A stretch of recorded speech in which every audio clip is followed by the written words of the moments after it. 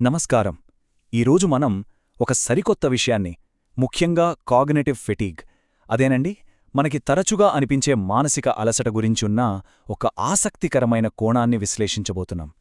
మనం రోజూ నమ్మే విషయాలను ఇక్కడున్న ఒక అద్భుతమైన చిత్రం ఎలా ప్రశ్నిస్తోందో ఇప్పుడు చూద్దాం.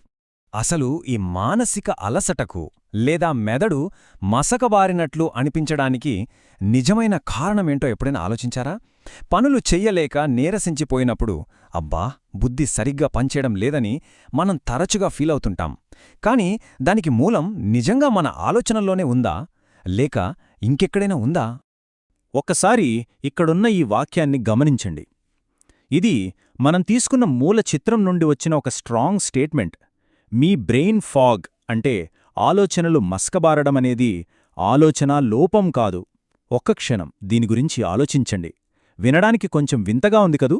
మన నమ్మకాలకు పూర్తి వ్యతిరేకంగా అనిపిస్తోంది.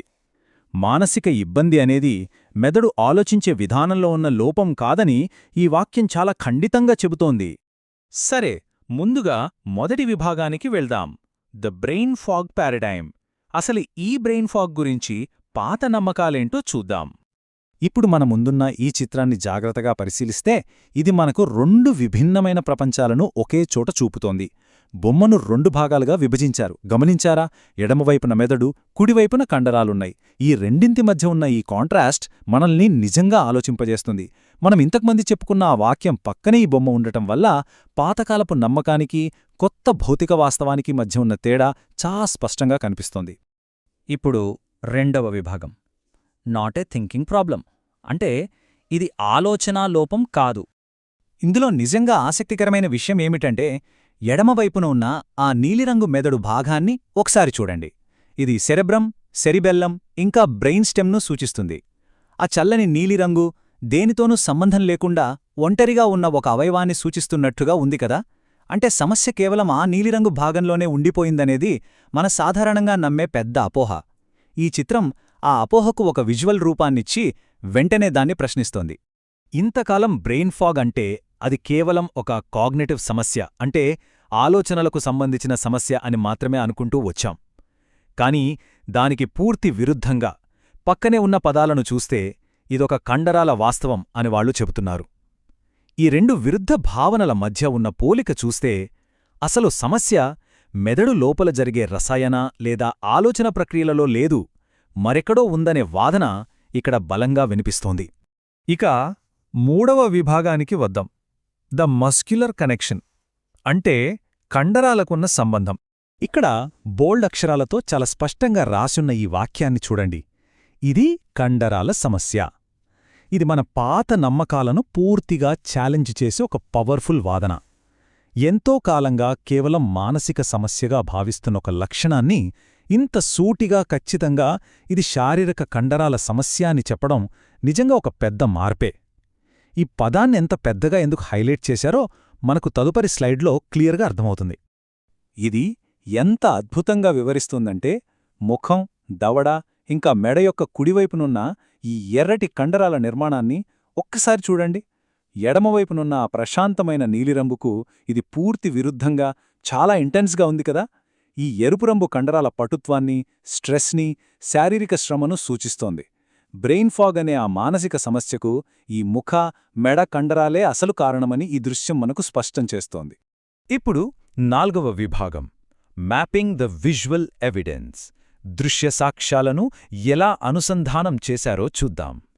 ఈ బొమ్మలో మధ్య భాగాన్ని కాస్త నిశ్చితంగా గమనిద్దాం. నీలిరంగు బ్రెయిన్ స్టెమ్ ప్రాంతం నుండి ఎర్రటి మెడ మరియు దవడ కండరాలను కలుపుతూ ప్రకాశిస్తున్న తెల్లటి నోట్స్ ఇంకా గీతలను మనమిక్కడ చూడవచ్చు. అచ్చము ఒక వైరింగ్ సిస్టంలాగా ఇవి మెదడుకు, కండరాలకు మధ్య ఉన్న ఫిజికల్ కనెక్షన్ని కళ్లకు కట్టినట్లు చూపుతున్నాయి.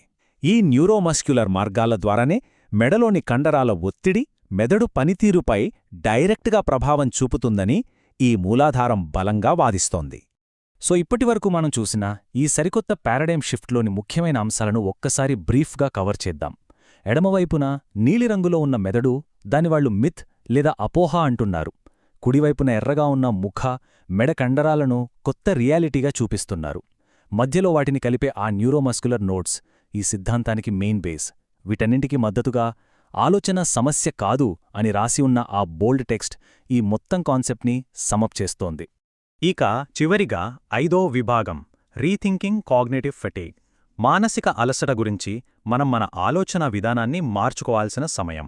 ఈ మొత్తం విశ్లేషణలో అసలు పాయింట్ ఏంటంటే, ఒక మానసిక లక్షణాన్ని కేవలం ఆలోచనలకు లేదా మెదడుకు మాత్రమే పరిమితం చేయకుండా దానినొక భౌతిక కండరాలకు సంబంధించిన మస్కులోస్కెలెటల్ సమస్యగా మార్చి చెప్పడం. ఆలోచించండి, ఒకవేళ బ్రెయిన్ ఫాగ్ నిజంగానే మెడ, దవడ కండరాల ఒత్తిడి వల్లే వస్తుంటే దాన్ని తగ్గించడానికి మనం చేసే ప్రయత్నాలు, వాడే ట్రీట్మెంట్స్ పూర్తిగా మారిపోతాయి కదా. ఇది వైద్యరంగంలోనే ఒక సరికొత్త కోణాన్ని ఆవిష్కరిస్తుందని చెప్పొచ్చు.